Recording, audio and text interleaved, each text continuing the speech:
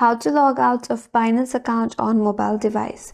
Hi everyone, this is Kate and welcome back to another video, and in this video we will learn how we can log out of Binance account on Android device. So without further detail, let's get started with this video. First of all, you have to open a Binance application in the mobile device. And if you're already logged in and wondering how to log out, if you're on your home page, navigate to top left corner, there is a Binance icon, tap on it. Now once you land on this kind of interface, at the top you have to tap on your profile name. Here, if you navigate to your bottom right corner, there is a logout button, tap on it. And now you are logged out of your account successfully. So that's how you can log out of Binance account on Android device, and that's all for today's video.